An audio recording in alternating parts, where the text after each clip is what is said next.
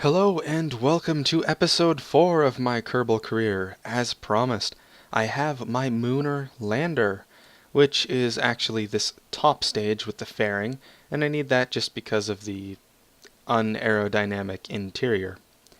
Now, although it's 2.5 meter parts inside that, I am using a 3.75 meter bulkhead,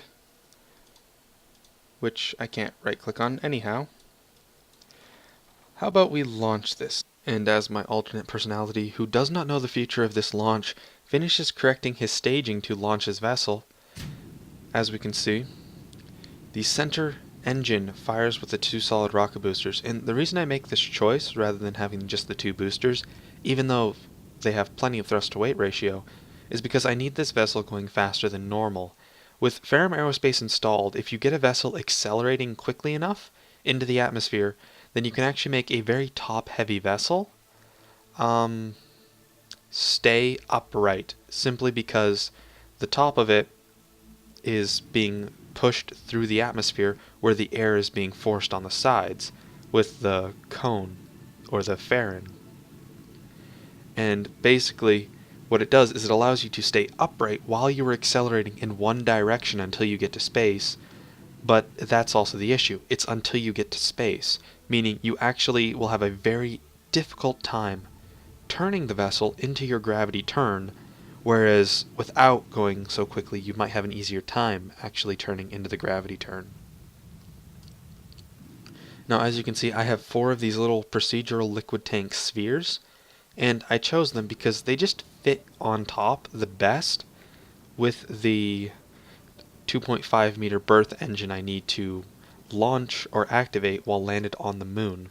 Now, the actual dimensions of the spheres, I think, are 1 meters for the diameter, or it's 1.15, which are the increment values for the procedural liquid tanks or procedural parts. Like you can create 1 meters, 1.25, 1.5, basically in between, so you have a lot more versatility with the exact size, such as with this particular vessel I had a couple of different sized decouplers, which I typically am using the procedural decouplers just because I like them better. They kind of fit into the inline look without standing out too much, because they're pretty much a solid white out exterior, although I could use a different texture if I wanted to, but the default one is just fine. Now you can see we're approaching the moon, where it's all nice and scanned for the Kethane, which we did last time, and I'm just setting the periapsis the way I want it. And my actual plan is to land on this first pass-by. That way I can just kind of do everything in one go, since my periapsis was low enough.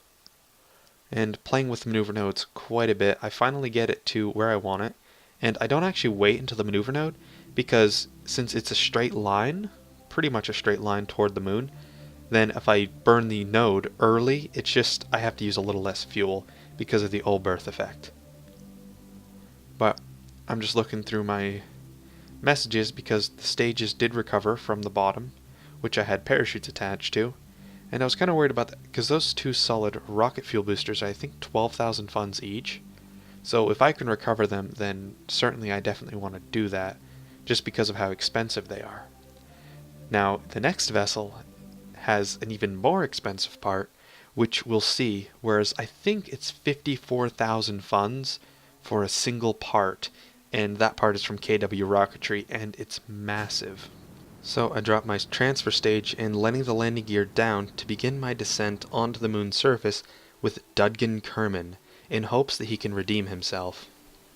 Now, I'm coming in for my descent, and what's actually really nice about it is I have 2,000 meters per second of delta V, and I only need to do that for actual landing. I don't need to really care about saving any for the takeoff, since we have the other engine, the berth engine with its 4 little sphere fuel tanks, to actually do the takeoff, since I need to test that while landed.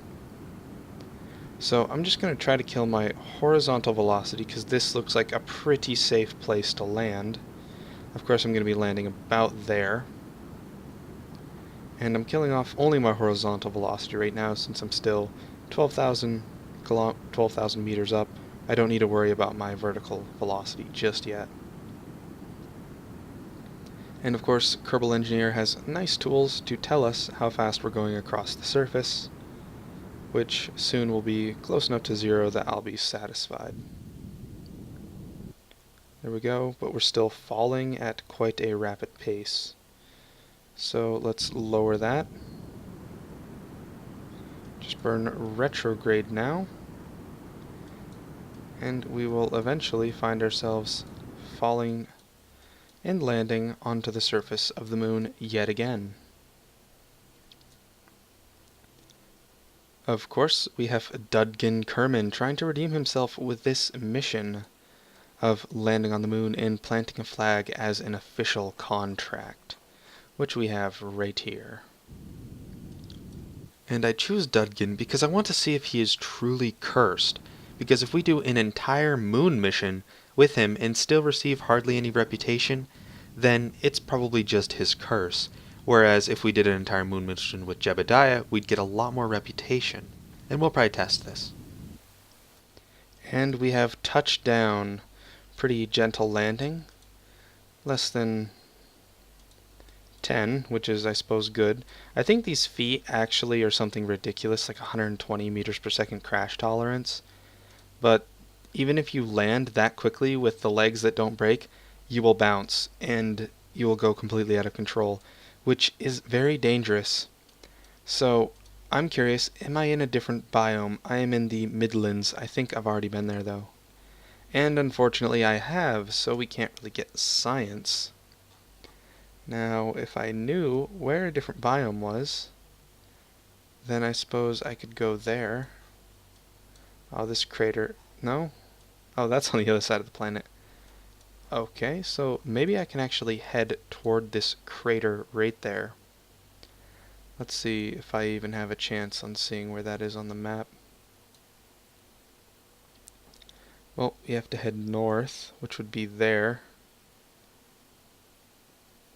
So,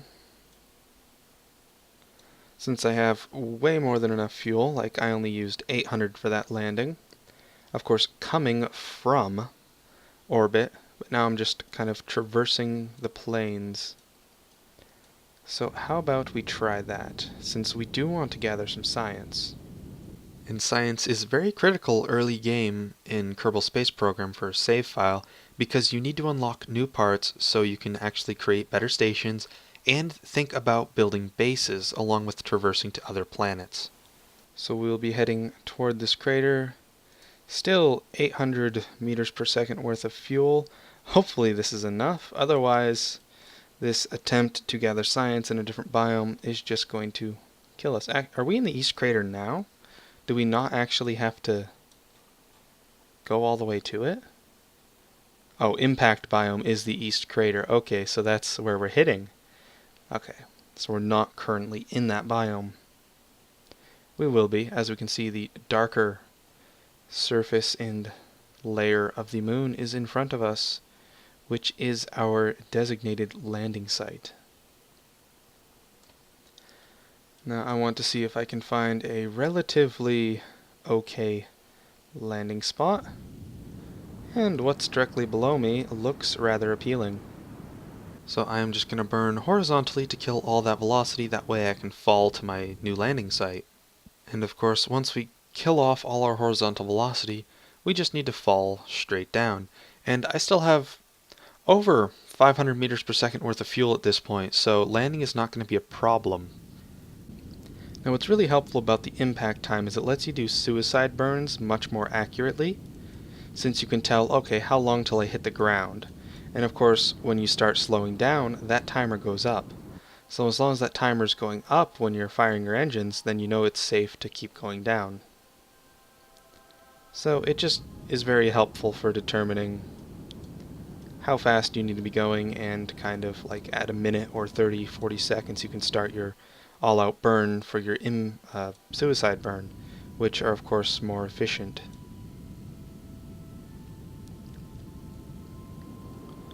I have no intentions for doing too much of a suicide burn. However, I do not want to slam into the surface. There we go, a nice landing. little bit faster than the first and going sideways, but we are here. And the crater does have some cathane, but not where I'm landed, because I actually like where I'm landed right now. It's nice and flat, which would be perfect for a base, but we need to find a place with cathane on it so that we can drill our cathane, of course. So we are in the East Crater, which means we should have some new science to gather. Because of course science is indeed based on your location. So we will keep the data from both of these. Of course the first one will give us 40 and the second one something like 6, but it is still some science. 100 from the Science Bay Junior. We have a crew report to do for another 20. And Dudgan even gets to come out into EVA to take reports and surface samples from the moon's east crater, 32 more, and I can take a surface sample while quite a good distance away from the surface. Okay, and that's going to be worth 120, but we can't leave just yet because we have a flag to plant. So just softly sitting down, unlike Jebediah's heroic faceplant that he did on his initial visit. Of course we have a nice big SAS, which is one of the only reasons why we were able to control this thing. Anyhow, let's plant our flag.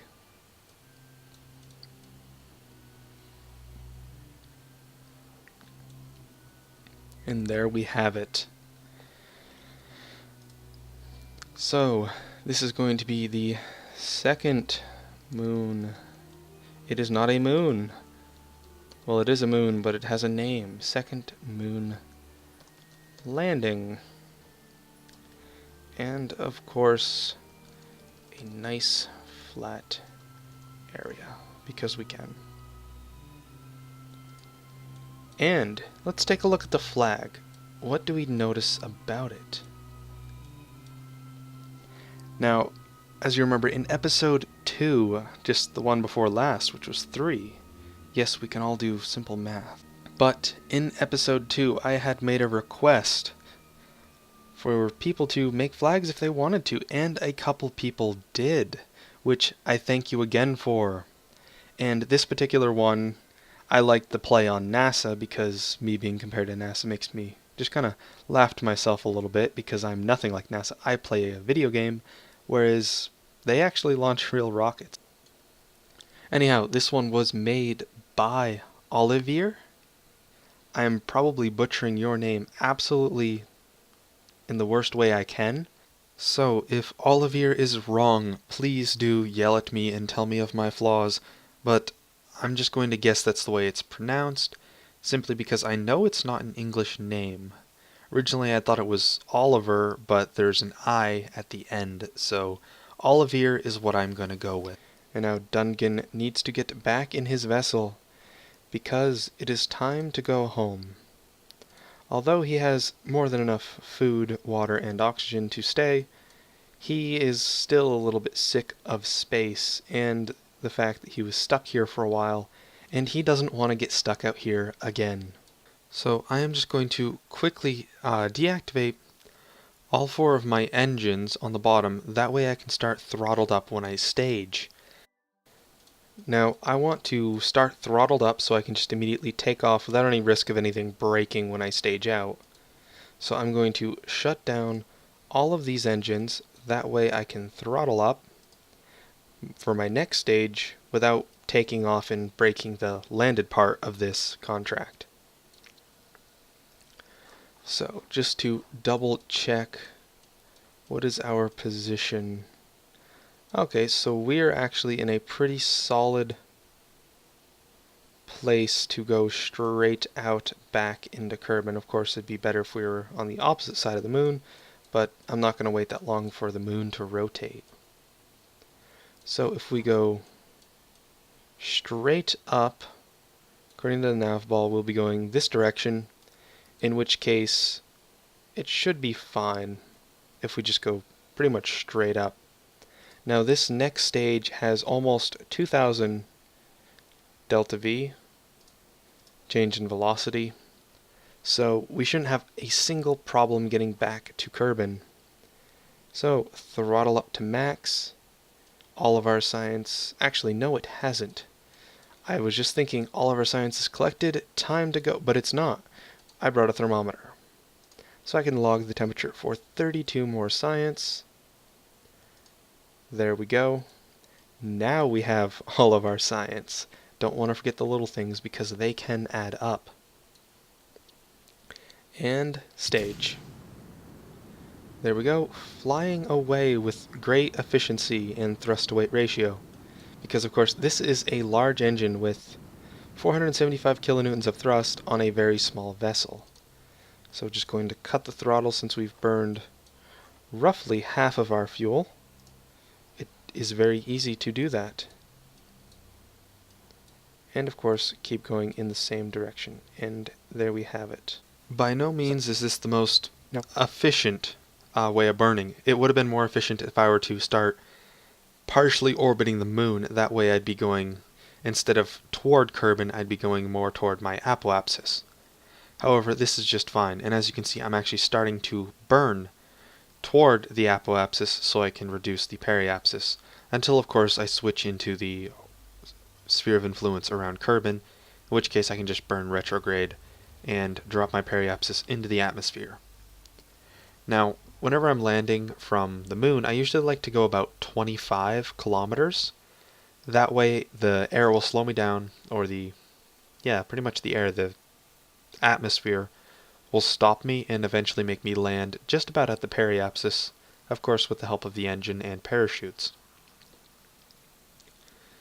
Now, what's tricky about this vessel is it only has one parachute, so it's actually more massive than the parachute can slow it down all by itself, which is why I'm saving some of my fuel from the engine so that I can help land safely. As you can see, I deployed my parachute. Of course, the stock parachute that you see attached is actually modified by real chutes, so it is a real chute parachute. And like I said, I'm using my engine to help with the descent. And our finalized landing is going to be much too fast. So, I will of course be using the engine to assist in not destroying anything. Hopefully. That's the idea. That the engine will slow us down enough that we don't break anything.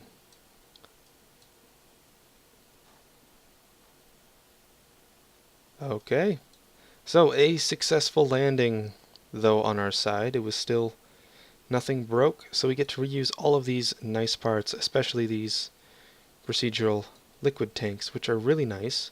Procedural parts mod adds tons of different things. There's liquid tanks, monopropellant tanks, procedural heat shields if you're using deadly reentry, procedural cathane tanks, solid rocket boosters, decouplers, stack decouplers only though, batteries. It's got a lot of options that you can pick. Of course, the stack decouplers are limited to cylinders, whereas everything else can pretty much be spheres, cones, shaped like a pill. There's a lot that you can actually do with it, and it's very nice. So we of course have to deal with reconditioning for the next 23 days. That is awful. We'll be able to build something big or multiple things while that's reconditioning, since we had such a large vessel launched. On the other side of things, we have gained 358.2 science, which gives us a total of 468, which will allow us to unlock a couple more nodes. Of course, from all of our exploration, as well as a large sum of parts back. Now that vessel cost over, I want to say 60,000, so getting 15 back isn't that bad, especially since the stages we dropped earlier, such as those two advanced solid rocket boosters, which just makes them excessively pricey. I think they're almost 10,000 funds each. But I recovered both of them, so I got them back in a separate thing other than this. And I believe I deleted the messages. Just No. This game specifically hates Dudgan Kerman. So, if you remember last time, when I did Jebediah and Bill in their little tiny vessel with literally 3 parts, and they maybe spent a minute on the launch, just above the launch pad, they didn't really even launch more than a couple feet, they got more reputation than Dudgan Kerman gets for going all the way out to the moon, collecting lots of science, planting a flag, completing 3 contracts, and he still gets literally no reputation whatsoever. Dudgan Kerman is hated by this game, I swear. He's just absolutely hated, and I don't know why. So let's take a look at the research screen because I have a lot of science and I'm going to take a few things. First, I'm going to get landing gear because I want to start being able to work with space planes. That way I can have all of my construction rates going at the same time. What I'm also going to end up grabbing is the small or specialized parts, I think is what it's called.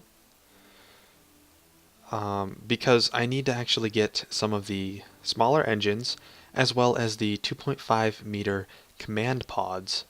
That way, with the 2.5 meter command pods, I can not have to do that really strange workaround I did in the previous launch. And in the specialized control, I also get some better SAS and small engine control. And on the idea of the passive science, I should have a few upgrade points because of course I'm doing more research now. And for these upgrade points, I think I want to decrease research times, get 2 science per set amount of build points, and upgrade my build rate even more.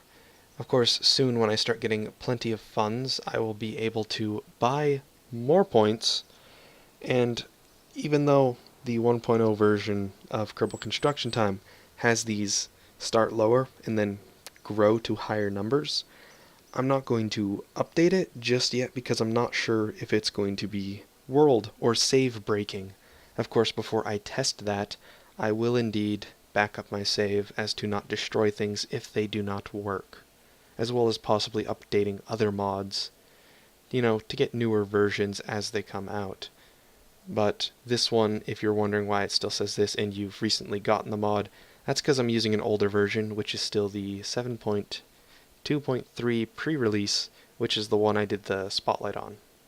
So originally I had only planned that this mission to take about half of an episode, 10 to 15 minutes, but it seems it's spanned out to be a bit longer. I guess I had just had a lot to rant about. So I thank you all for watching. This is PTTGRW, signing out.